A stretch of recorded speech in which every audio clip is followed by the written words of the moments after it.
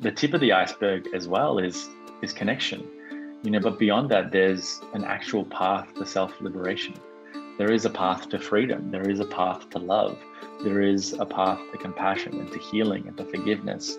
And it lays beyond our limited view of what we think this practice can really give us.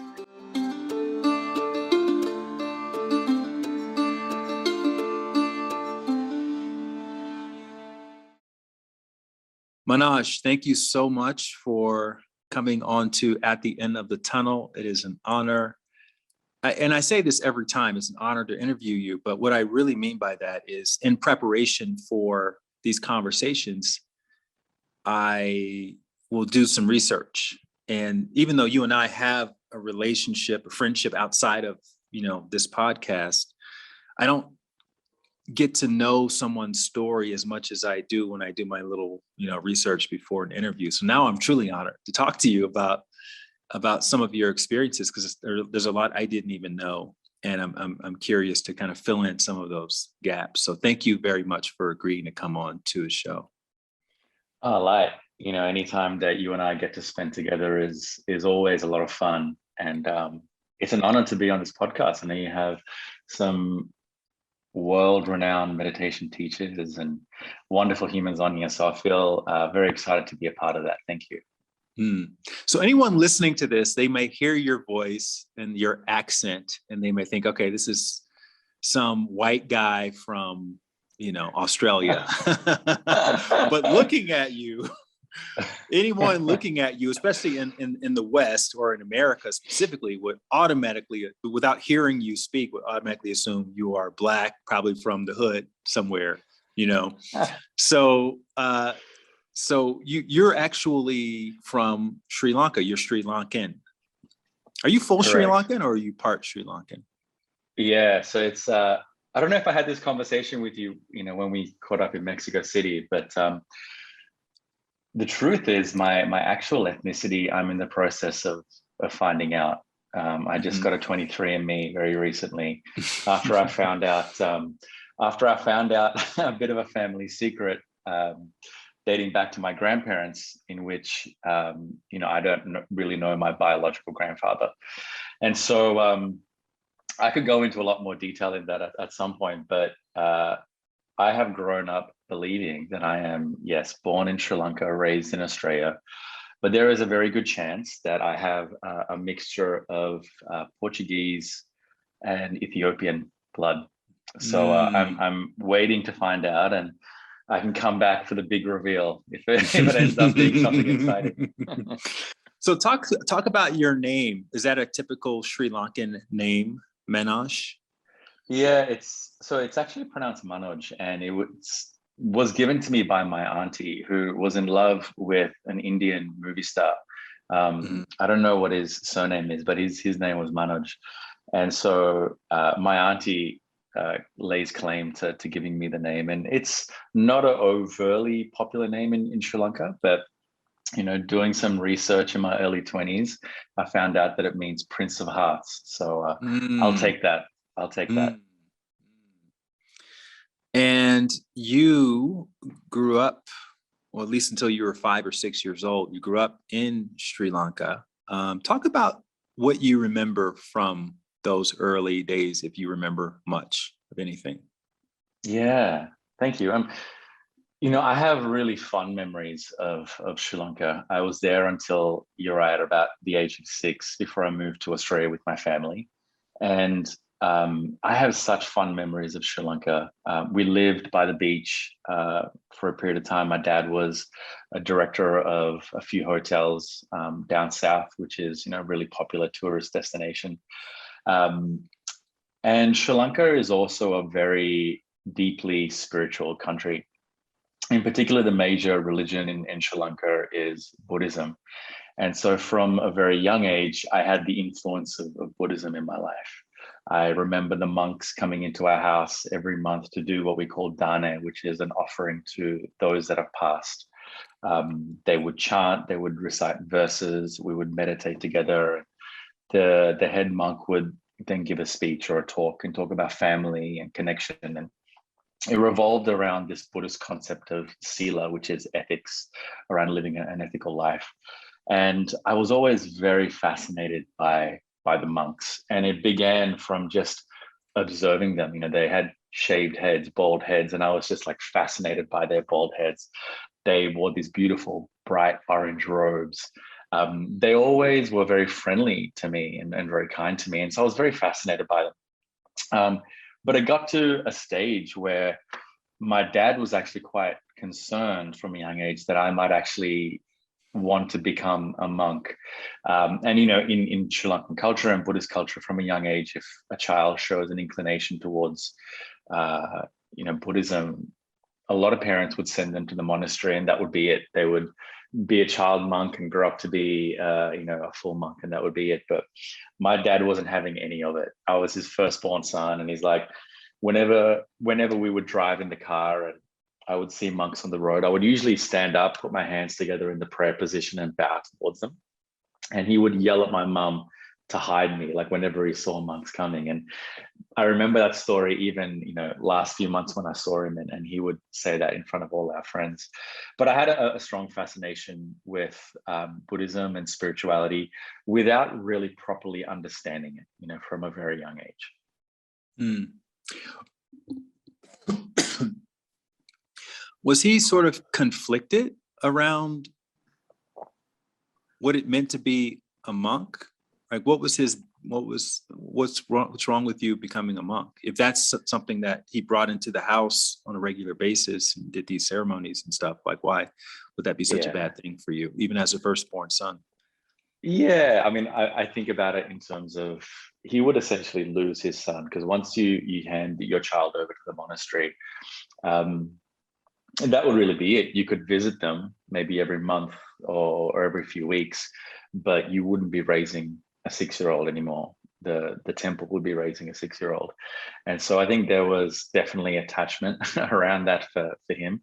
And Buddhism and Sri Lanka's relationship to Buddhism is very interesting as well, because I think it's very much focused on the religious aspects of Buddhism in South Asia. A lot of countries, not just Sri Lanka, like Myanmar and Thailand.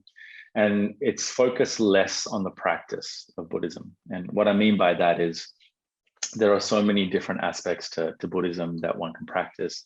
One of the main ones is meditation, right? And Sri Lankans don't tend to practice a lot of meditation. What they tend to practice is a lot of what we call sila, which is ethical conduct. So don't steal, don't harm, live in an ethical way, be wise in your actions. And that's beautiful and it's great. And it's something actually we forget in the West, that part of spiritual practice. But in Sri Lanka, we tend to avoid the meditation component a lot. So I think, for my father, it was probably very difficult to reconcile how virtuous it would have been for his son to go off into the temple and to become a monk, with his genuine attachment and his love for his firstborn son. And eventually it's just ironic that I ended up becoming a meditation teacher. All right. So I'm assuming that your dad worked in hospitality. Is that what initiated the move to the far north of Queensland?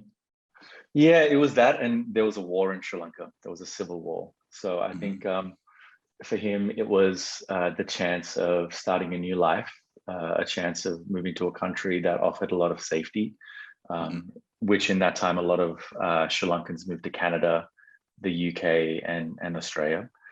And my dad was always built for a Western country. He's very charismatic. He's very charming. By his own admission, is very good looking, and is a man of the world. He traveled a lot, and he came from pretty astute parents and well-to-do parents. So he was always built to live in a Western country, and I think he wanted to really have his children be raised in an English-speaking country as well. Mm. Okay, so a couple of questions about that part of your life. You're now 6, 7, 8 years old, living in Australia. Do you remember having a favorite toy or activity as a child? Yeah. I used to play cricket a lot. And so for those that are probably listening in America, you're like, what the hell is cricket? Cricket is a pretty major sport for the rest of the world, especially in England and South Asia. It's similar to baseball, where we hit a ball and we run around and we try and catch it. But I remember playing cricket from a very, very young age. I was very talented, actually. I would actually go on to play for my state at a pretty high level. And if I had more commitment to that, I don't doubt that I probably could have played internationally and professionally as well. But yeah, from a very young age, I was really fascinated by that. The other thing I was really into was dancing. I was obsessed with Michael Jackson, to the point that I used to like religiously watch. I think it was Moonwalker, which was Michael Jackson's video at the time. It was like a movie, and I used to watch all his film clips. And I used to get my mother to cut my pants short so I could wear white socks, and then I would make sure the white socks would stick out of my pants. I would wear black shoes, and I would walk to school or kindergarten at the time with a white glove. And that, yeah, I was obsessed with dancing and with Michael Jackson. And and my dream was to be a dancer actually when I was young, but that quickly got nipped in the bud by my parents. Do you remember what dancing would invoke for you? Was it a way to show off to your friends, or just a way to have freedom of movement, or what was that? Yeah. What did you get from dancing, if you can recall? I think it's a really great question. And I think as I reflect back on it now, I felt very in my body when I danced, and I was very confident, when I danced. I never doubted myself, and I doubted myself in every other aspect of my life for sure. But when I danced, I never felt doubt. I just felt a lot of freedom, and I felt this deep sense of I'm home. I'm home in this body. And even to this day, when I'm dancing, I genuinely feel that. I feel like I'm coming home. And I think I might have mentioned to you, like, one of my intentions this year was to dance more, to feel that freedom again, because over the last 2 years, I really let that go. You said you did mention that when we were hanging out, but I just thought that was just, some offhanded comment about, hey, I want to move my body. I didn't know you had a passion for dancing. That's deep, cool. deep passion for it, for sure. I imagine the cricket also made you feel like you were in your body as well. Like sounds like you're pretty confident as a cricket player. I was confident, but I just didn't have the dedication to do it. And to be any sort of professional athlete, you have to be really dedicated to the work. And I was lazy. I was very lazy as a teenager. Mm-hmm. So do you recall, and now we're speaking about your sort of early teenage years, do you recall any sayings, philosophies, or mantras that your dad or your mom would echo in your house growing up? Because you guys are immigrants, so obviously there's maybe a whole host of philosophies around, you got to work really hard and that kind of thing. What were some of the sayings that you recall from that era? Well, I think some of them were healthy, some of them weren't. So the healthy ones, which also have a tinge of unhealthiness, is, we are immigrants, so we have to work twice as hard. That was beaten into me from a very young age. We moved. I gave up my life for you. That was another one my dad used to always say. And he was very successful in Sri Lanka. He was a director of multiple hotels in the largest industry in Sri Lanka, which is tourism. And so there was a lot of pressure to perform, but there was always this feeling of family that I was surrounded by. And my parents have since divorced in recent years, but there was always a sense of community and family that I was born into and raised into. In particular, growing up in far north Queensland, which was our first stop when we moved from Sri Lanka to Australia, we didn't have much family or friends there. It was just literally my family. And it was a very rough, harsh climate for us as kids to grow up in. Me and my brother experienced a lot of racism, a lot of bullying, physical abuse, and just generally just feeling very isolated and alone. And it wasn't until we moved to Melbourne in Australia, where we were surrounded by much more multicultural communities, that my family really instilled to never forget your roots, and to never forget, how you were raised and what you were raised with.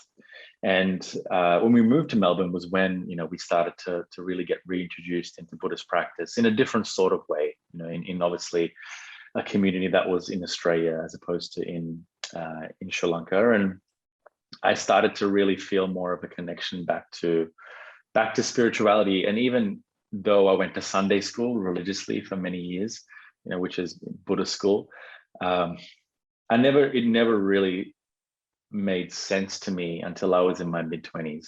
But I always felt this sense of obligation and duty, and this sense that there is something larger than my existence at play here.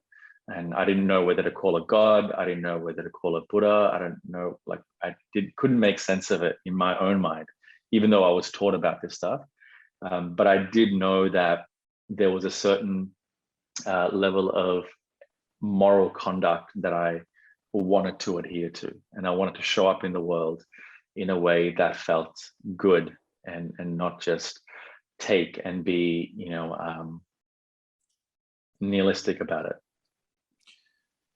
Yeah, and you told a story in an interview that I heard of yours of how when you were young and your mom would make lunch for you, she would prepare this wonderful aromatic Sri Lankan lunch, but you were ashamed of that. You obviously wanted to fit in.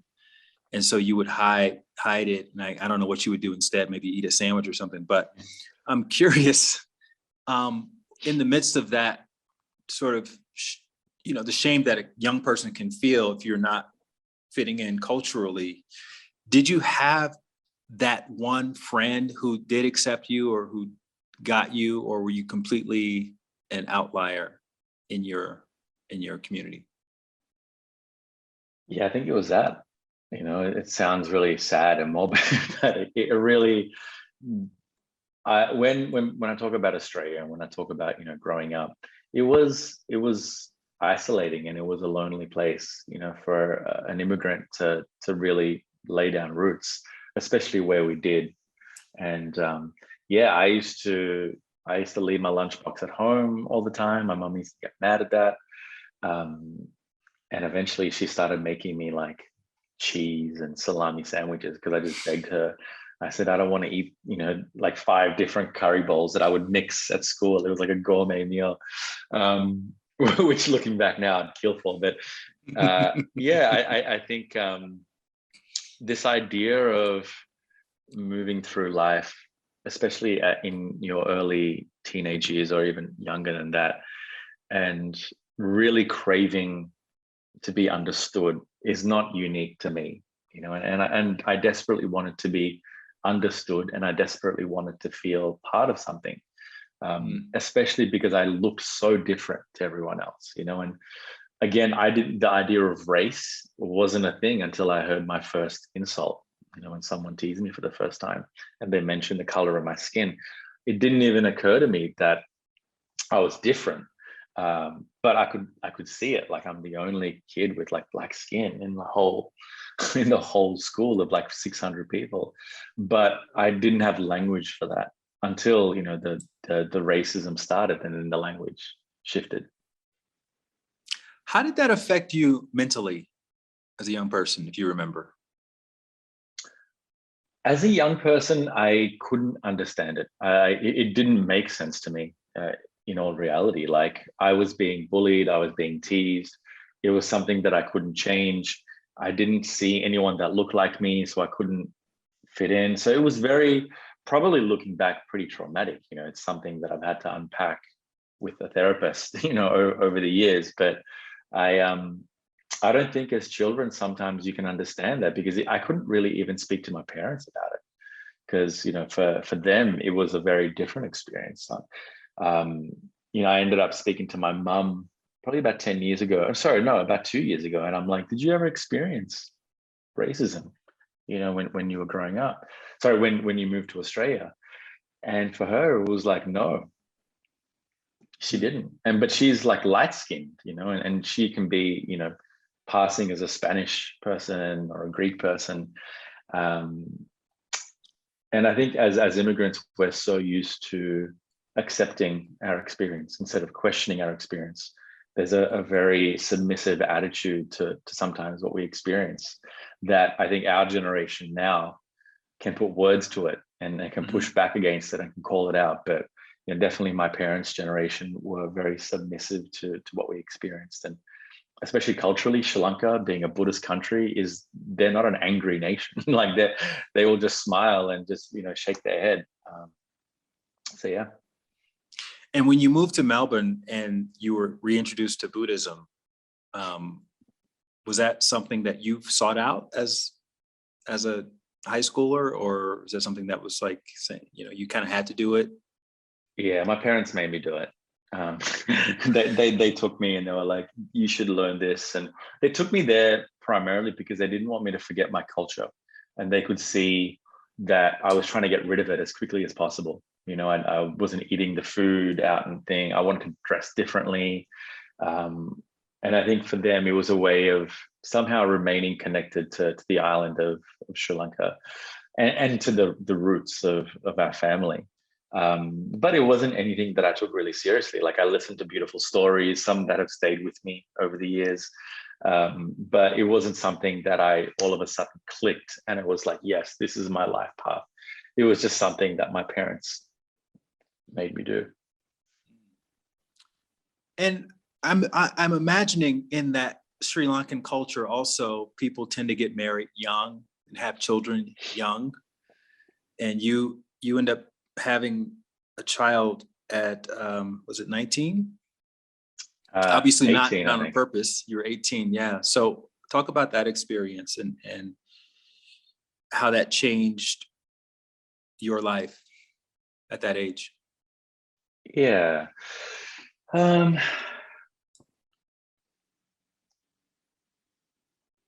was in a relationship for 7 years with my daughter's mother, and obviously at the age of 18, none of us planned to have a child.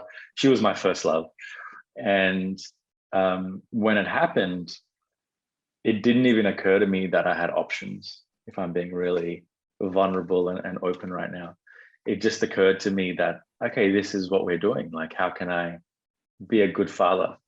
And I wanted to be a good father and provide the way that my dad had, and I mentioned earlier on, like family was so important to our dynamic as a culture and as an identity for me and my family. And so I wanted to instill that. I wanted to be a good father. And I tried everything to do that. And I feel really proud of who I was back then. A lot of messing up, but I had the foresight, and I had some really good role models around me that showed me what a father could be like. And so I took responsibility, and we stayed together for many years, and we raised a really beautiful young woman now. But it was very hard. It was very hard. Like my friends were in college, they were partying, going out, taking drugs, nightclubs, and I would be home changing nappies on Saturday nights, and it never felt like I was missing out.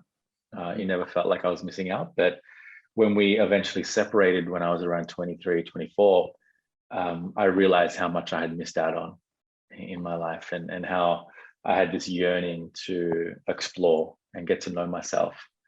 And so I did that. Well, prior to the news that you were having a child, right? What did you want to be? What did you see yourself becoming? How did you define success in the world at that 18-year-old stage of life?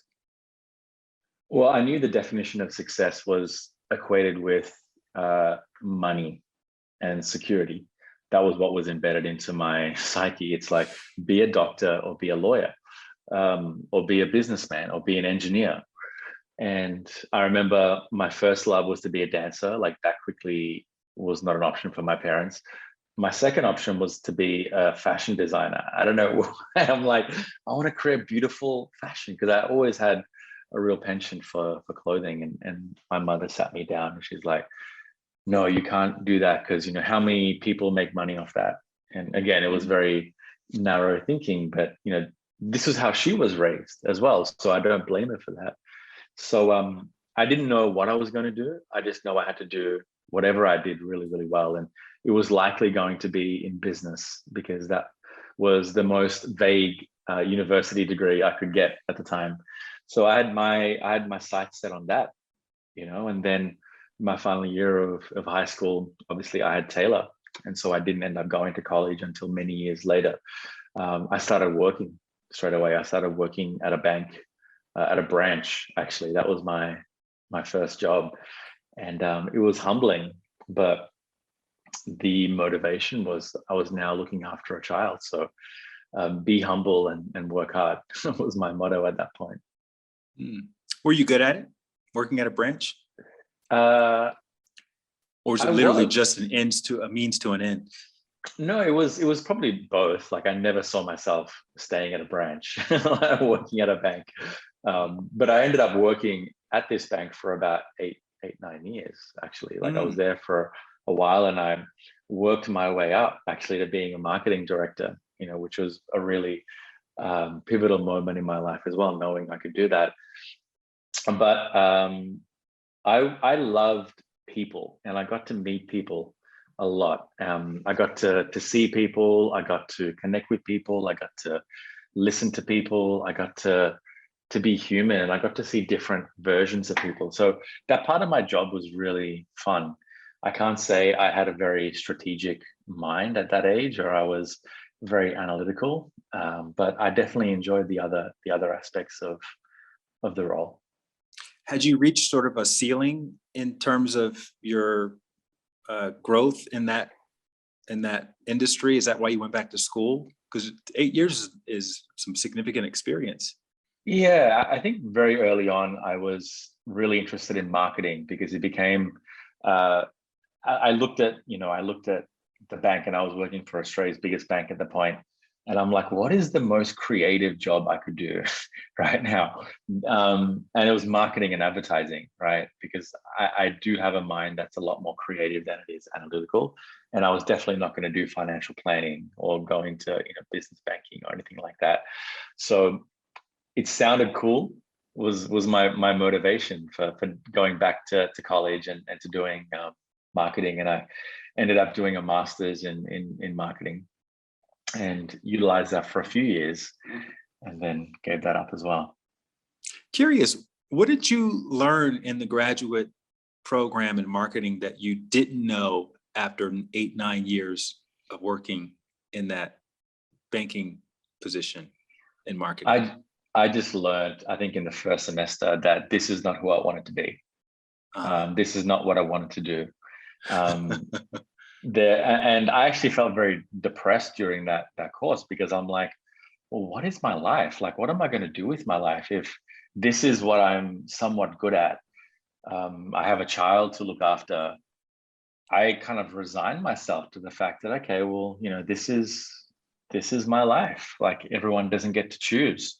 And yeah, I mean, thanks to that probe, because I'm reflecting on that now, and that's what was there. I was like, okay, this is it. I guess I'll just see my days out working for the man. And I think it's similar to what a lot of probably our students come to us with these days. It's like they don't realize the world is more expansive than we think it is. And I genuinely thought this would be my life, and that's it. So I learned very early on it wasn't for me, but I stuck with it because I didn't think I had options.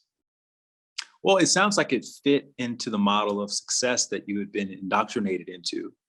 But at the same time, with the child and all that, your Buddhist practices fell by the wayside. And you mentioned that you had begun burning the candle at both ends. So talk about that moment of realization that this is not sustainable. Yeah. That was when I was I completed my course, and I was a marketing director at the time for an insurance company, and I had just begun a long distance relationship. I was managing 5 staff. It was at that point the most lucrative job that I was in. My dad would tell me constantly how proud he was of how I turned my life around at that point.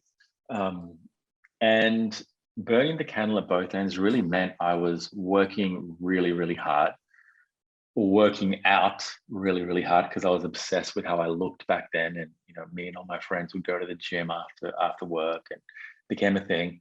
And then we would, because I was in the marketing and kind of finance world, on Friday and Saturday nights, we would go and like smash ourselves. Like literally we would just drink, and it was pretty gnarly how we would just do that week in and week out. And that became our version of release or fun. And it was pretty constant. And I saw, I was the youngest, obviously, at this point. All the guys and ladies in my team were much older than me, and they were in their 30s, 40s, and 50s, and they were doing this too. And I'm like, okay, so this is my life again. I would say that I'm in a job that I'm in, a career that I'm not 100% passionate about, and on the weekends I go and drink, and we have laughs and feel bad, and then I back it up the next week, and this is it. I'm like, okay. And I didn't have, again, another version of that, another version of what could be possible to see. So life was very one-dimensional at that point. And eventually I had a pretty serious panic attack at work.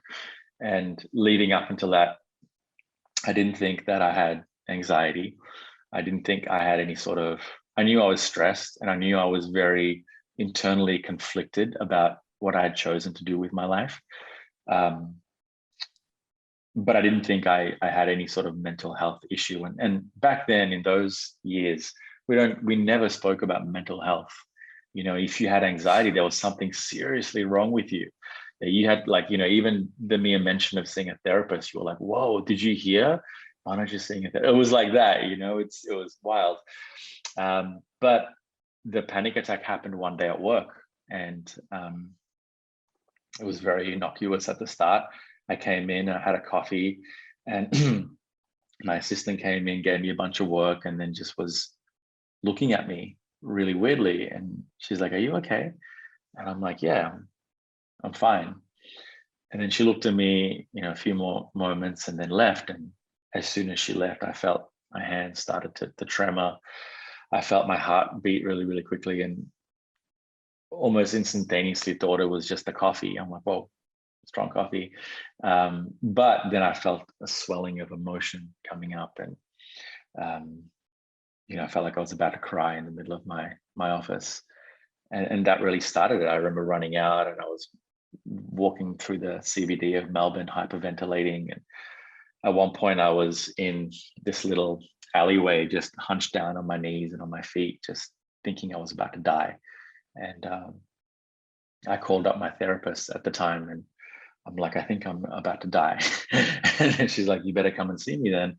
And I went and saw her, and bless her, but she spent maybe 20, 30 minutes with me and said, "I think you have ADHD." And that was a diagnosis. And then the prescription was medication. And that started a whole chain of events. I ended up developing an addiction to the ADHD medication. I've ended up developing chronic insomnia as well as a byproduct of that, and then developed an addiction to the medication to help me sleep.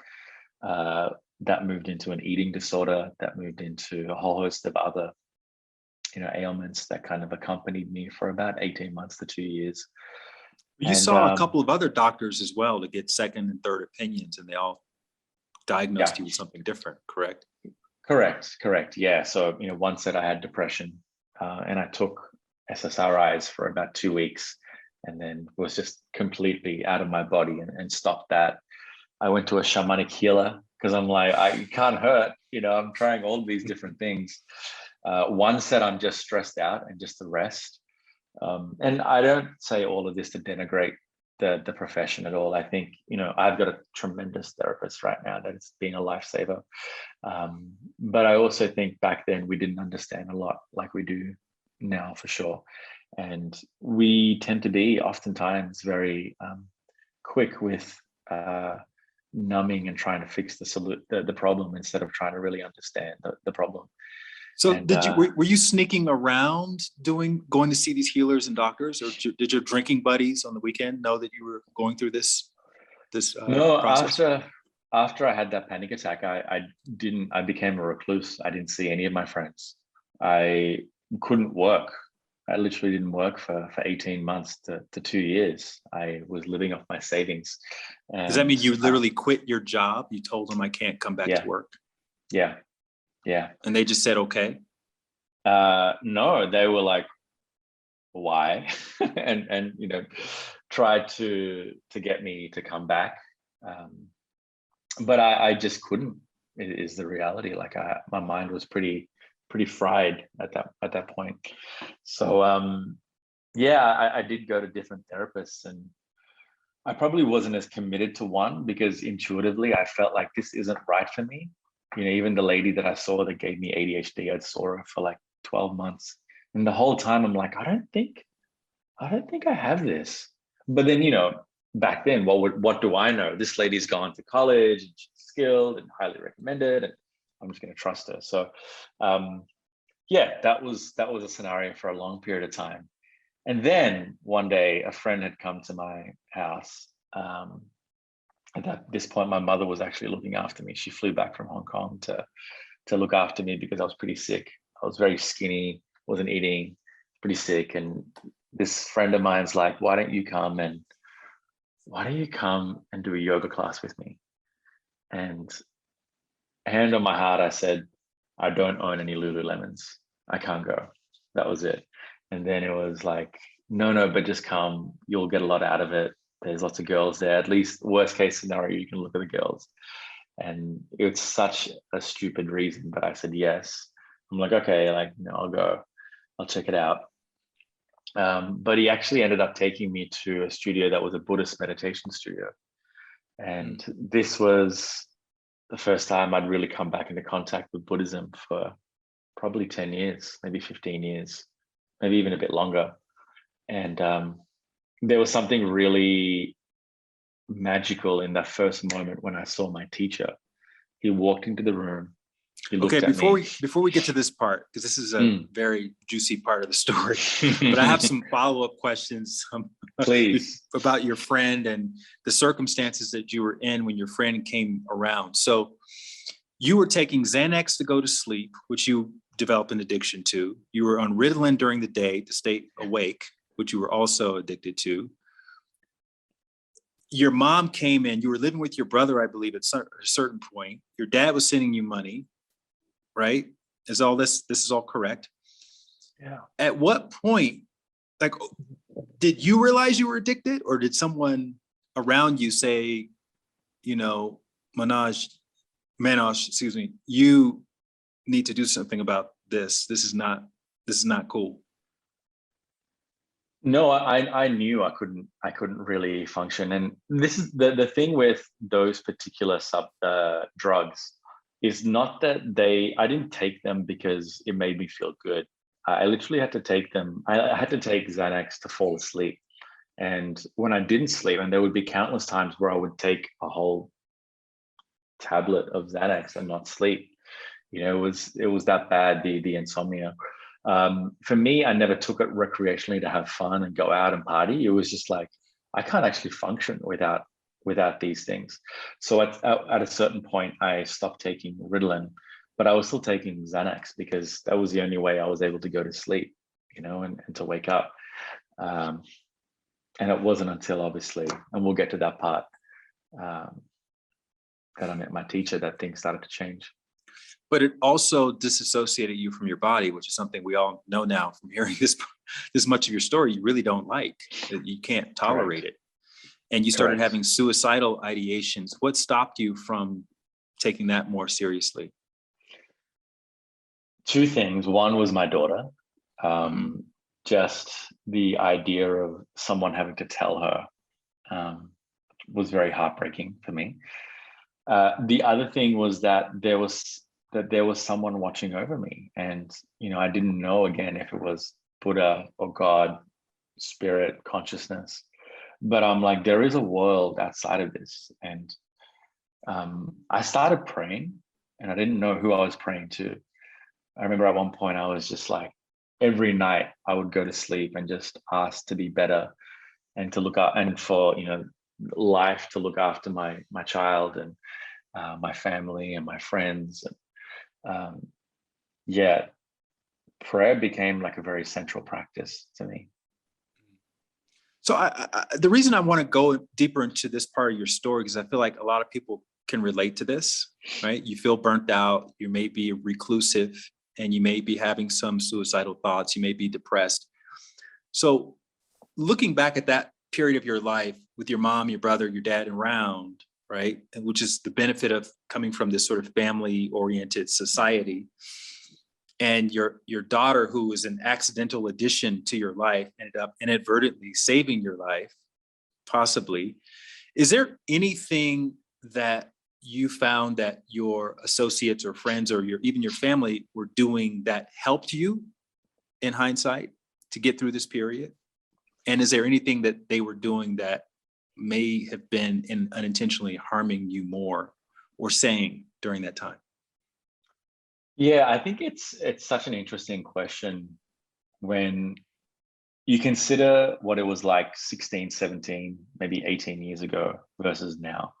I think now we have a lot more understanding around mental health, and we talk about it more openly, right? It's not something that's riddled with shame. When someone says I'm anxious, it's almost your everyday vernacular now, that sort of language. But back then, it was very strange. And again, for immigrant families, you just don't talk about these things. It's like when I said I might be depressed, my dad's like, "What are you going to be depressed for? You've got everything you want." Snap out of it. Right. Snap out of it. And I don't shame them at all for that language, because they never were educated on how to navigate that themselves, right? But I think what I experienced with my mother and subsequently my teacher was compassion, and that was really what began to transform my life. My mother, and we have a love-hate relationship at the best of times, like I'm sure a lot of people do. She just came from Hong Kong, where she was living, and just cooked for me every day. A lot of the time I wouldn't eat because I just couldn't, but she would just cook for me every day. She'd make my bed every day. She'd just be there, and that is just tremendously precious and sweet. And it's the love of a mother, obviously a love of a parent. But just knowing that she was there in the house felt very healing, because prior to that, while I was going through a lot of these problems, I was living by myself. My parents were living in Hong Kong at the time. So just to have them around, just to know that someone was there caring for you was really special. And then later on, my teacher, for sure. Mm-hmm. Yeah, because 18 months is significant. That's a significant amount of time. Like if you have a friend who's being reclusive for that long, there are few people who can be compassionate, in that situation like that. Because eventually you would start to think, well, just, come on, man, you got everything, you got so much but that's oftentimes the wrong thing to say if you're really trying to hold space for someone like that. So yeah, this friend of yours that eventually was successful in getting you out of the house, was he one of your old drinking buddies? Was he a new friend who was into like Buddhism? Like where did he come from, and how did you know this person? Yeah, he was actually a very, very new friend that we had just vaguely crossed paths with. And it was on Facebook. He sent me a message and he's like, "Hey, let's go check out this studio." And he sent me a video of the studio. And the video had my teacher, who was a Sri Lankan man. And he was young. He looked honestly younger than me. And I'm like, this is strange. But he had this really thick Sri Lankan accent. And just the way he was speaking, just something about it was it just spoke to me. And I felt at that moment, it's like coming home. Like I heard that accent. I saw this guy, he's talking about, suffering and all these different elements of life. And I'm like, this feels like it could be something really good. And the funny story is I actually messaged him on Facebook, on email. And I'm like, hello, these are all my problems. And I listed them all down. I didn't even know what came over me. I'm just like, I just thought he should know. And again, up until this point, I thought it was a yoga studio. So maybe, he thought like this posture would be good for me or something. And he replied back with just saying, I've been waiting for you. Come on Thursday. And how long did it take him to reply back to your message? about 2 hours. Wow. And I assumed my friend had mentioned something to him, but I later found out he hadn't at all. So it was just very spooky. One of the many spooky things that I experienced with him, but I definitely think it was very karmic, our connection. And did your friend know you were going through all this emotional, psychological, spiritual problem? I think so. I think he assumed. I wasn't very good at talking about my feelings, and maybe a lot of people listening to this can relate, especially as men. But I wasn't very good at being open with a lot of my friends. Like I didn't explain to them the depth of what I was going through. I just said, a lot of the time I was like, I'm just going through a hard time. I'm just sick. Those would be some of the things that I would say. I would never really open up about what I was going through. And that was part of the problem in retrospect, right? But that was my way of handling those things. It's just so interesting that this person you barely knew was able to intuit that this is something that could potentially help you, and then was able to persuade you to come out of your cave and introduce you to this person. So let's cut to the studio. You meet your teacher for the first time, and you had mentioned the feeling you had earlier. Can you just talk a little bit more about that? Yeah, I mean, I rarely believed in things like this prior to me experiencing it, but there was something really magical about seeing this teacher for the first time, in which I looked at him and I'm like, oh, I've seen you before. Like just a very familiar feeling, and that didn't feel woo at the time at all. But as we're going through the class, it quickly became evident that this wasn't like a normal yoga class. This was very much like Dharma talk and meditation and some gentle movements. It was like he was seeing into my experience and telling me exactly what I needed to hear. And the first thing is that, suffering is inevitable. And I felt like I was hearing that again for the first time. Like, he's like, we're all going to suffer in this life simply by being born. And I was like, huh, interesting. Then he's like, don't identify with your suffering. And then I was like, you are not your thoughts. And when he said that, there was something, again, pretty incredible that happened. It was like it snapped me out of a dream, because at that moment, I noticed I was having all of these thoughts, and I became consciously aware of it. One thought was, you're never going to get well again. Another thought was, you're a terrible father. How are you going to make a living?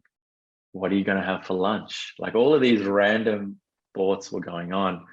And I realized at that very moment he said that I could observe these thoughts without actually becoming each thought. And up until that point, I was thrown around, yanked around by every thought that I had. And that was really interesting for me. And I think that was the hook that got me to come back the next day and the next day and the next day. But I remember that evening when I went home, I had one of the best sleeps I've ever had. And I'm like, whoa, this feels addictive. So I want to feel this well rested again. So I came back the next day and actually practiced with him every day for 5 years. Okay, so you had blown through all of your savings, I'm assuming, after 18 months. How were you able to afford to, what was the cost to come back to this class? Was it donation, or did he take pity on you? Yeah, so I could afford to pay for about 6 months with him. Mm-hmm. And then he was just like, you pay me back when you can. and that was it. And he didn't take money from me for about 4 years. And every now and again, I started to work after the first 2-3 years, but when I started to work, I paid him back the money. But yeah, he really supported me in many ways. At one point, I lived with him as well, because I got really sick before I got really better. And yeah, he let me stay with him for about 6 months, and I helped him on the land. Like, he had his beautiful sprawling house. I gardened every day. I cleaned the meditation studio, which was in his house. It was a small, studio, and I mopped the mats and cleaned the cushions and help him with his marketing. It felt like an actual ashram in India at one point. Was he more of a sort of a boutique type of teacher that you had to know someone to get in his circle, Yeah. or was he like a big name in Melbourne that everybody knew? No one knows about him, not even now. But he, like, in that time I was with him, I genuinely saw maybe about 6 people not commit suicide because of being in not just his presence, but being in that community. I saw people whose marriages were broken heal. I saw one lady who was given 6 months to live from cancer have spent 9 years, in that community, and became such a pillar of that community. There was just something about this practice and the emphasis on compassion and community that really transformed so many lives. And yeah, it was definitely a large part of it was because of him as well. He wasn't a big name teacher. His name is Channa Dasanayake, for anyone that's listening to this that wants to find out. Say it a little slower. First name is Channa, and his surname is Dasanayake. Okay. And his teachings have evolved, and I'd be happy to share about that now. But he, I think, became so many people's parents, in a very weird turn of events. And what I learned from him was compassion. That was the first thing that I learned from him. I learned how to be with my pain and my suffering. It's been my hardest lesson, what I'm still working on. And he taught me generosity. And when I was in service, when I was helping him, when I was giving without expecting anything in return, my life was so full. I still remember he took me to Bali for a retreat, and I would be the helper. I literally would do everything on that retreat. And all I had to do was pay for my flight.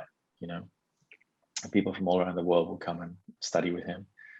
And every day I would work for like 12 hours, on top of doing this retreat, which is tremendously hard. It was a mix between Vipassana and gentle movements and things like that. It was so mentally difficult. I would then have to mop the whole studio after every sitting. So there was 3 sittings a day. I would sweep it. I would go and get him his tea. I would make sure the flowers were arranged. And it was so mentally hard. The first 4 days on that very first retreat, I was like, I've had it. I'm like, I don't want to do this anymore. Like, I'm tired. Like, why do these women who are also in his group get to just hang out with you and have tea? And here I am cleaning and like mopping and like dusting. And it became what I needed to learn. It was like it became my way of understanding my ego and how tightly it holds onto entitlement, and how tightly I don't want to work hard for what is really true for me. And yeah, those lessons, even as I'm speaking to you now, and I haven't spoken about this for a long time, so thank you for asking. As I reflect on these teachings, I'm getting chills, because I was so happy. I was so happy because it wasn't about me. It wasn't about me at all. Like, I was just doing this for the benefit of everyone else. And in turn, by the end of that retreat, I just felt full. And it kind of snuck up on me. It's like, oh, look at all these people, smiling at me. And I felt their love and admiration because they saw me working hard every day. But I also saw them go through their own evolution, on retreats, and it just gave me a lot of joy. So thanks for Yeah, I was that just reflection. yeah, man, I was just writing about this earlier today about, it's a cliche, but it's so true. When the student is ready, the teacher appears, right? And the so-called work is about making yourself a worthy student. Because some people may hear that description of you, mopping floors and think, oh, he's just treating you like a slave. But really, it's about dedicating yourself to a level of service that opens you up to be able to receive that compassion, to be able to receive that knowledge. And there's a really beautiful alchemy that occurs organically that you don't even realize is occurring until it already fills you up. And you're just like, wow, I'm just so connected to everything, because I've essentially had to transcend the thing that was keeping me disconnected and disembodied, which is my ego. And so Yeah. that's a beautiful I description. No, I really love that reflection. And I think, in the West, we're so used to instant gratification, right? When we go to a teacher, we're like, hey, light, Manoj, teach me something. I want to learn this. I want to learn how to stress less. Teach it to me. And, a lot of us, we have these things that we can give to people. But some of our teachers, I know you and I had very old school traditional teachers. They wouldn't do it like that. They wouldn't just give it to you like that. I had to study for 10 years before my teacher would even consider me a teacher. But the way he taught me was through experience. I had to listen. Yeah, the quickest way to turn a true teacher off is to tell them how to teach you. Right. Give me this and give it to me now. And, our culture loves that. But there's something really profound and sacred in observing my teacher. I learned 90% just by observing him. 10% was what he actually sat down and taught me. He rarely did that, actually. These nights on retreat at about 11 o'clock, once everything was cleaned up, would go to his room and he would just talk. And I would sit there for hours just listening to what he said. Yeah, I had a very similar experience with my teacher. I would help set up and break down rooms and kind of be the servant, play the servant role. And I just loved it. I couldn't get enough of it because it allowed me to be close in proximity to the knowledge. And I remember some of the axioms that he would say, such as nature's rejection is nature's protection. And you don't expect a mango to fall from an apple tree. And, things like that I still draw from today, and it helps to give me perspective. What were some of the axioms or sayings that your teacher would echo, in addition to "you're not your thoughts"? Was there anything else that kind of stands out today that you still think about? Yeah, I mean, his favorite was witness. He would just say that, witness. I'm like, what? I'm like, oh, I'd go to him on retreats, especially. I'm like, teacher, I'm feeling like, I called him Guruji. Guruji, I was feeling, last night I was thinking about my ex-girlfriend. And, I'd usually be on retreats with heartbreak, actually, which was funny. I'd have these really dark thoughts and I'd be there just sad and broken. And he'd look me in my eyes and he would just say, just witness, and I hated that because I wanted a more profound answer. Only now do I understand how profound that really is, right? And what he was really teaching me was to just observe this experience and not get caught up in it.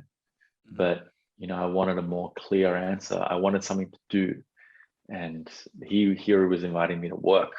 Like, just witness means work. I don't want to work. Just tell me how to get rid of these thoughts. How long would you say it took you to kind of come back to yourself from that very broken aspect of yourself when you first met him that first day, to you walking out of there feeling like, I'm me again? Yeah, I think 6 months. Six Wow. months. 6 months was when I was off all medication. And then I wouldn't say I came back to me until probably like a year after that. But the me I came back to was a me I never knew. It wasn't like the old me. It was a very different me. It was a me that, when I eventually went back to work in the corporate world, I did that for 6 months and I hated it. and I was killing my job. Like I was so good at it. I was making more money than I'd ever had. I was having a lot more fun in one way because I was more creative, but it just felt very empty, very soulless. Like I was, marketing, I think, electricity at that point. And I'm like, what? Like here I am spending my nights with my teacher, and people are, transforming their lives, and you know, and here I am just marketing energy, like, dude. So it became very clear at that point, like I have to take control of my life at some point. And I didn't know what I wanted to do. Still, I didn't even think about becoming a teacher. It wasn't in my life goals or my path. I just knew I didn't want to do this. And I remember asking my teacher within the first 3 times I saw him, and I'm like, what am I don't know what I'm meant to do with my life. I feel very lost. And he said, I think you're going to teach people. And I'm like, no way. Like it just seemed like the most unglamorous job at that point, because my teacher didn't make much money. He wasn't interested in clothes, and he wasn't interested in, fun things and experiences like, I was at that age. And I just was he it. a robe wearing teacher, or did he dress kind of normally? He did both. He did both. He wore robes like on retreats and sometimes at class, but mainly he just wore really simple clothes. So if you saw him out on the street, you wouldn't know that he was you would know if you didn't have the awareness to kind of read his karma, you wouldn't know that he was a teacher. Probably not. No, probably not. He looks younger than me now, and he's probably in his 50s now. Yeah, so I didn't want to do teaching. I never thought of it. And then it actually came around because I started dating a yoga teacher at one point, and I wanted to impress her, who you actually met when we were in Venice, that one time. And I'm like, oh yeah, I'll impress her if I do a yoga teacher training with her. And I didn't like teaching yoga. I actually hated it. But I said, I'll spend more time with her. And I came out of that and I realized I was actually really good at teaching yoga, but I just didn't like the practice because it was so, just physical. And I remember telling my teacher, hey, I've been asked by this studio to teach yoga. And he's like, oh, good. Because he wouldn't let me. He said, you have to practice with me for 10 years until I can even consider you ready of being a teacher. And at that point, it was 7 years, I think it was, right? And I'm like, oh, okay. Well, I guess I'll teach yoga then. And I taught yoga for a while. But one day, as I was spending my time with my teacher, I came to do his class like I would every day. And he said, hey, I'm not feeling well. Can you teach tonight? And I'm like, what? I'm like, no, like I haven't prepared because, I used to go to yoga class with these books full of sequences and quotes. What would that mean though, for you to teach? Give a Dharma talk for 15 minutes and then guide a meditation, or what would that look like? Exactly that. Yeah. In the Buddhist context, it was give a talk for a period of time and then lead a practice. And then I was like, I was like that. And he said to me, I'll only ever ask you once for this opportunity. It's either yes or no. And he said it like that. And I'm like, wow, that's very strong. Like, it's very strong. And I'm like, and I also didn't want to let my teacher down, and I knew he was sick. So I'm like, okay, I'll do it. And it was in his house, don't forget, right? So I go in there and I'm like nervous, and I started writing some stuff down, and he takes the book away from me. He's like, don't ever prepare for a meditation class, ever. Wow. And I'm like, so I go in and I tried to emulate him, because what he would do is for the first minute, he would just close his eyes. He would like meditate or just, connect with guides or whatever it was. And then he would teach his class, usually with his eyes closed. So I go in there trying to emulate my teacher, eyes closed, trying to nothing's coming. Right. Nothing's coming. And I open my eyes and I see my teacher sitting next to me. He's in class doing the class. And I'm like, oh, shit. As if you weren't already nervous enough. It just really and then I just went into my practice. And then I just remembered all the times I used to practice with him. And I would practice often with my eyes closed, just feeling into the moment. And I just let go of the mind, and I just let whatever came out, came out. And it was a great class. It was a great first class in practice. And I think I spoke about just coming home to the body. I think that was probably my first class, and what I spoke about, and observing nature, I think was another thing I brought up. And obviously I went to my teacher straight after the class. I'm like, how was it? Was it good? And he was like, okay. He was like that. But then he asked me to teach 2 more times, and he used the same excuse. I'm sick, I can't do it, I'm tired today. And he sat in on those classes. And then at one point he's like, I think you're ready to teach. And I'm like, wow. And what that meant for me was I was ready to give myself to this career. But what I didn't do is think it through, because I was like, okay, I'm going to be a teacher now. So I quit my job, and it was a 6-figure salary, it was really great. And I just, without any plan, just said, I'm going to teach. So I would teach like 3 to 4 yoga classes, and then I would go to my meditation studio with my teacher, which was so tiny. I would teach 3 or 4 classes there. And I made $30,000 that first year, and I think for the first 2 years, it was around that. What's interesting is you said earlier, you said you wanted to take control of your life, right? But from the outside looking in, you were already making 6 figures. So in the sort of conventional mindset of what success is supposed to look like, you were in control of your life. You had means, you had resources, you had a network. But what you were talking about was connecting with your internal self, your spirit, right? And so even though you only made $30,000 in this first year, you were now sort of living your dharmic path, which is a different quality of experience than going to a 6-figure job that you don't feel connected to. I agree. And I think, I have done a lot of research for my book on Maslow's hierarchy of needs, and I've been reflecting on that a lot. And this sense of purpose and community, I think it's just almost as important as food. Honestly, I think it's just so critical. Spiritual nourishment. Yeah. Spiritual nourishment, because that was what I didn't have. I had friends, sure, I would go and do stuff with them, but I didn't have like a community, a group of people looking towards the same direction, working towards it, helping each other get there. And I didn't have a sense of purpose. Like, I was just coming to work every day and doing this thing. And I'm not saying there's anything wrong with that for anyone listening. Like, your purpose can be your children, and your work can be a means of supporting them. Your purpose can be what's outside of work, and the money you make at your 9 to 5 can support that. But for me, I felt very confused and lost in that experience, because even though I was okay at doing what I was doing, I just never felt connected to it. I'm like, this cannot be like what I do for the rest of my life. And so, yeah, those first few years where I was making very little money, and keep in mind, Buddhist meditation teachers usually operate under dana. So dana means generosity, which means usually people would give donations. So you wouldn't really even get paid for classes. A lot of my money came from the yoga classes that I was teaching, and then the random workshops I did here and there.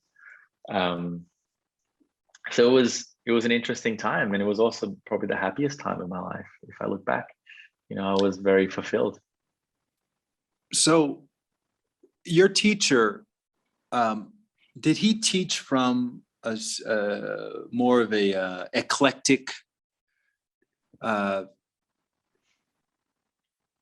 tradition, Buddhist tradition? Is something that he kind of put together, or was there sort of a more strict, rigid, like ceremonial, you have to do this, you have to do that in order to teach properly? Because later on you open up a space, which is a secular, non-denominational meditation space.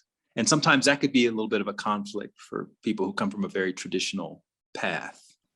Yeah, he was a Theravada Buddhist monk. That was Mhm. his, formal sort of background. But and I learned a lot of Theravada Buddhism from him, in particular a central text to that, which is known as the Satipatthana Sutta, which is the four foundations of mindfulness. But over the years, he started to really broaden his lens, which is something I really admired about him, because he was very receptive, to other traditions and other ways of practicing. And he would always see the interconnection between, Islam, for example, and Buddhism, and some of the things that they intersected on. And secular mindfulness was something that he brought in a lot into our classes, because keep in mind, like, he didn't have all Buddhists in his class. He had a lot of different, people from different walks and backgrounds. And so when I opened A Space, like, the first person I asked for his blessing was him. And he came and he did a Buddhist ceremony to help me open the space. He was very supportive of everything that I did. Okay, so let's talk about that. You're making $30,000 a year. How do you afford to open up your own meditation studio? How does that work? Yeah, I mean, it took to me and my co-founder at the stage. We both took out 2 credit cards. Wouldn't recommend that. We both asked our parents, for money, and they generously gave us money. And we opened it up with the most shoestring of budgets.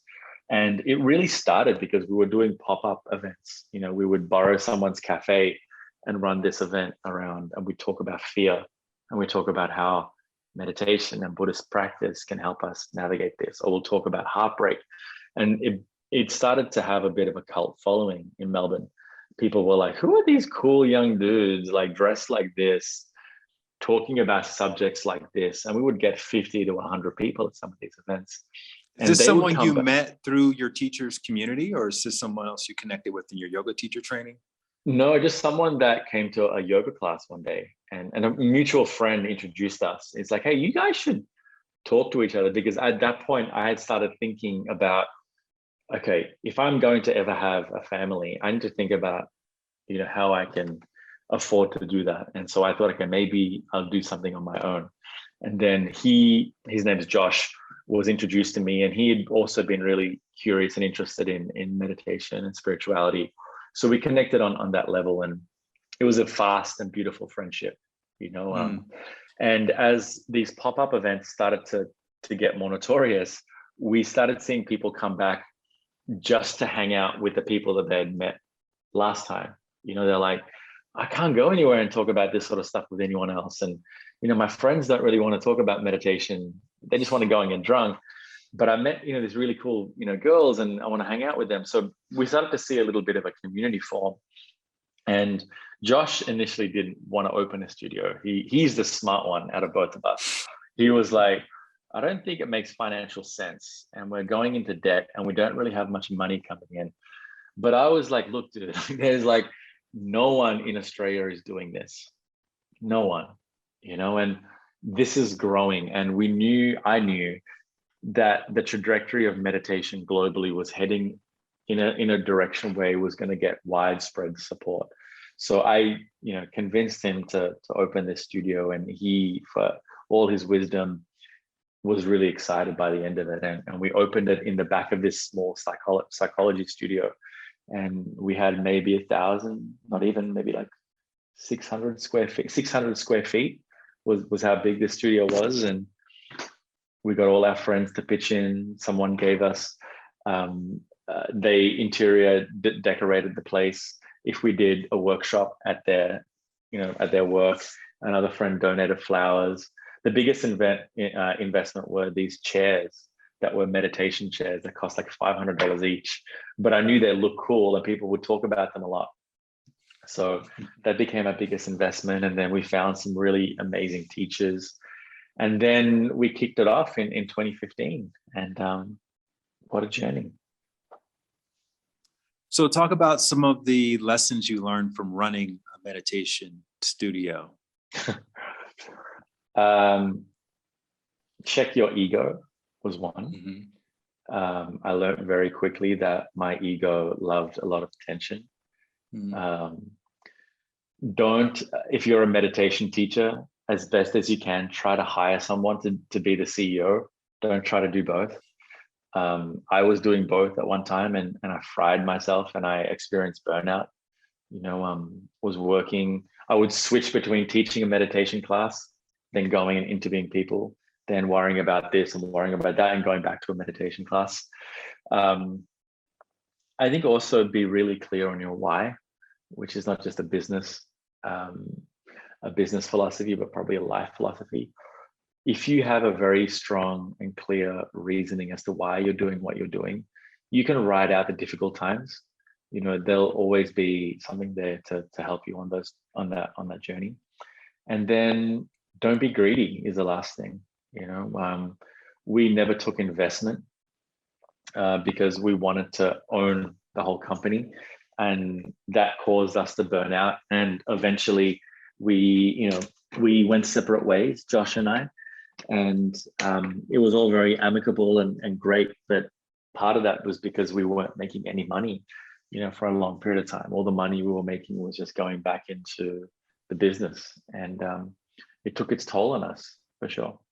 How are you making your ends meet if you guys weren't making, or you mean after the meager salaries that you were taking? Yeah, we were taking very little from the business. I was doing lots of privates. I was doing corporate events. I was still teaching yoga on the side. I would consult marketing on projects. I would just find money wherever I could. To be honest, there was no rhyme or reason. I was just doing a lot, for sure. Mm-hmm.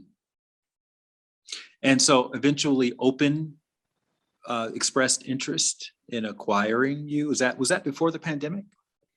Yeah. So once Josh had left, I took on A Space by myself individually, and had. Did you have to pay Josh out when he left? Yeah. Well, yes. Yeah. There was that involved. It's funny. I had a vision for Open that revolved around it becoming an educational platform, not a meditation platform, because there was a lot of that already. I had this idea that people wanted to learn and grow, and they wanted to know how to navigate their life. That was really why a lot of people were coming to us. They're like, how can meditation help me get through this relationship? How can meditation help me navigate grief? How can meditation help me do this, do that? And there is such a vast amount of Buddhist wisdom that a lot of people can't access because for whatever reason, it doesn't speak to them, or whoever is delivering it doesn't connect with them, And so I had this idea of turning A Space into an educational platform. And I had some pretty good traction, with our business. The framework was there. People saw that there was plenty of assets left in the business. And I moved to New York for I think 5 months in 2017. And I started having this dream of moving to New York and launching this platform, because New York really healed me at the end of a relationship. And in 2019, I started fundraising for A Space. I found partners that were helping me in that process, and I found investors, and we were about to do it. In February 9th, 2020, I told my girlfriend, I'm like, okay, I'll be back. I'm going to go close everything down, and I'll be back in 2 weeks, and I went back to Australia, started packing it up, and then the pandemic happened, and everything fell apart. My investors pulled out. My partners weren't ready to go into it at that time because New York was hit the hardest initially. And my world fell apart, actually, when it came to work. And it was very stressful. And 3 months, there was that uncertainty. And then a mutual friend introduced me to the CEO of Open, which was at that stage a small breathwork studio in San Francisco. And he just said, hey, help them out with, some ideas and, just consult. And me and Ride, the CEO, were chatting for a little bit, and I was helping them out for a period of time. And then we both kind of realized we loved working with each other, and we were both trying to do the same thing. And for them, breath work was an entry point into mindfulness. And for me, mindfulness was the doorway to self-actualization and self-realization. And so we kind of amalgamated the two. I joined as a co-founder of Open. We decided to launch an app. I decided to move to LA, and here I am. And your app is something that people can experience live, meditation classes. What else about it makes it unique? You can experience it live and on demand. And we genuinely believe like this ability to be mindful, to experience genuine presence, connection, and compassion can happen through many ways. It can happen through the body, it can happen through the mind, but it can fundamentally happen through the breath. So we have these different modalities like breath work, like meditation, and we've built a pretty unique proprietary technology that enables people to feel really connected to their friends who are practicing with them live, as well as on demand. You also just published a new book, Still Together, which came out ironically the same day as my book, Knowing Where to Look, came out. That must be good juju. How did that happen? Like, because sometimes people you have this idea and you look for someone to publish it, or sometimes they reach out to you and they say, "Hey, we love what you're doing. Would you like to write something?" Like, how to talk about that process? The irony was that I got a book deal in 2019. It was a student that used to come to A Space a lot, and she loved practicing with me. And her family, incidentally, has one of the biggest publishing houses in Australia and the UK. And they're like, "Hey, we think you'd be great to write a book. Would you be open?" And I was like, "Okay, I could write a book. That's cool." And then I started thinking about what. And the one thing I had struggled with my whole life was to feel connected. As an immigrant child, feeling connection to others, feeling connection to myself, feeling connection to this present moment. And so I had this idea of writing a book about connection.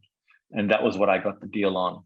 I brought a proposal. I'm like, it's about connection, exploring the ways we're disconnected in our life and then talking about the ways we can reconnect. And the irony was that I put off writing this book in 2019 up until I had like 9 months left of my 18-month, to write the book.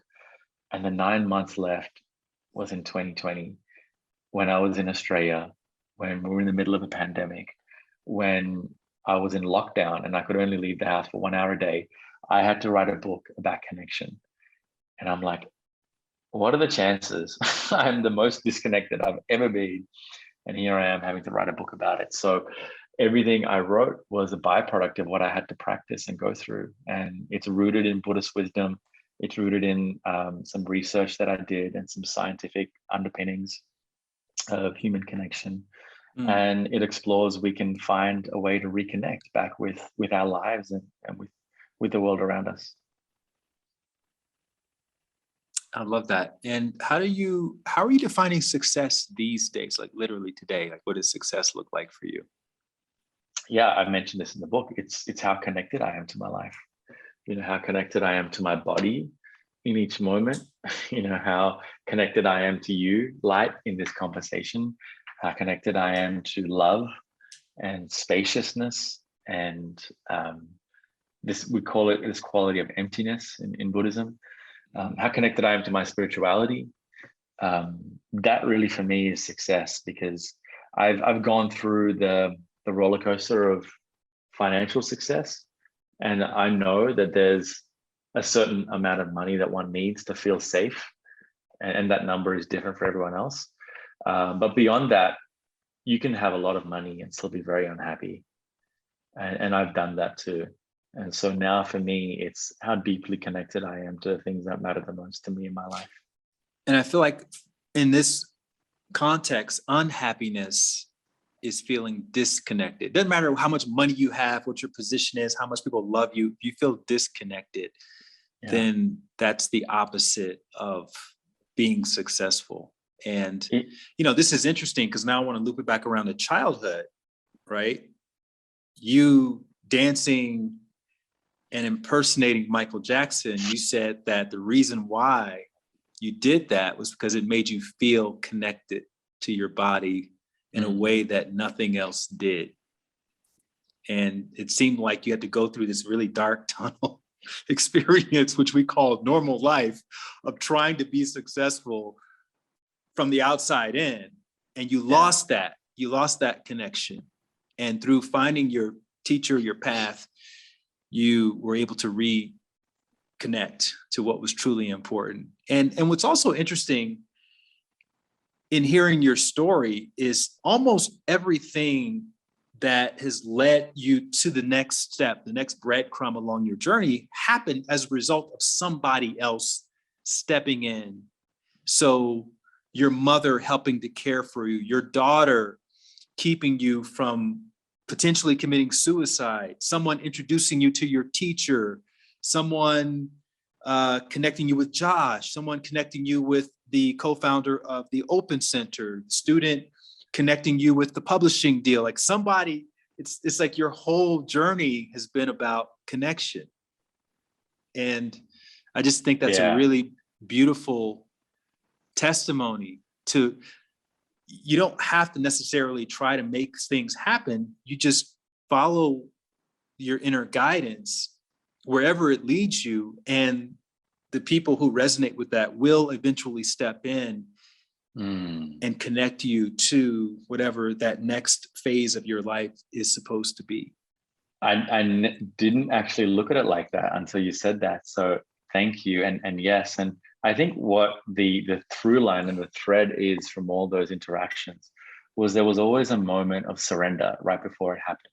You know, I had been pushing uphill, pushing, like even before A Space was acquired, I had been like stressing, pushing, and then I'm just like, you know what, like maybe this is the end of the road for A Space. Maybe, you know, I'll just sell it and that's it. And at that moment, someone was interested, you know, and that was it. And I remember, you know, even with my teacher, there was a moment where I was running out of money. You know, my parents couldn't give me any more, and I'd been kind of living off them and living off my savings. And I had maybe $300 left in my bank account. And I was just like, this is going to last me a week. What am I going to do? And I'm just like, my teacher just said, just something will happen. Just let it be. And literally at the end of that week, I got a job offer to come back and work. And I think as I think about this now, and you're reflecting this so beautifully back to me, as I go through challenges now in my day, in my life, I'm coming back to that. It's like, where can you just let go? You know, at this moment, where is it that you let go? Even if it's a thought, even if it's just an idea, or even if it's just a physical releasing of your shoulders, you know, where can you let go? Well, thank you for sharing your story so generously. I think it's going to help a lot of people, because I'm pretty sure anyone listening to this can relate to some aspect of your journey. And I highly recommend, you know, picking up the book. It's full of really gentle wisdom. We talked about the difference in Still Together and other sort of meditation books, which typically talk about stress and all the, you know, medical benefits you get from meditating, which is, I think, becoming more and more well known. And you wanted to talk more about which aspects of the practice? Well, I think for me, there's enough research on meditation. Like, you don't need me to. I'm not a doctor, so I don't want to claim to be someone that can talk to you about the benefits. I think at this point, if you're listening to this podcast with a teacher such as yourself, you know there's benefit in meditation, right? What I am trying to reorientate people towards is perhaps like the purpose of the practice. And the tip of the iceberg for me is stress relief and better sleep, right? But to me, I equate that to eating an avocado and eating it with the skin on and saying that it tastes great. What I'm trying to invite people to do is to peel the avocado, cut it open, and eat the inside. And the inside is the richness and the depth that exists once we go beyond just our limited view of this experience and this practice. And the tip of the iceberg as well is connection. but beyond that, there's an actual path to self-liberation. There is a path to freedom. There is a path to love.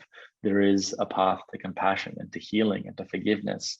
And it lays beyond our limited view of what we think this practice can really give us. And I'm saying all of that not to denigrate stress relief, because we need that first, right? Again, that's where we begin. But there's also this invitation, this gentle invitation to go beyond that and to see what else is there for you. Beautiful. And if someone wants to experience you as a meditation teacher, is that available on Open, on the platform? Absolutely. Yeah, you can practice with me live on Open, on demand. You can jump into our app and experience us for 14 days. It's completely free. Just find me. I'm around. Well, we'll link to all of your social media and website, stuff like that. Thank you so much, man, for coming onto the show and for sharing. And I look forward to connecting with you again when I make it back to LA or when you come back to Mexico. No doubt. Always a pleasure, Lai. Thank you for having me, brother.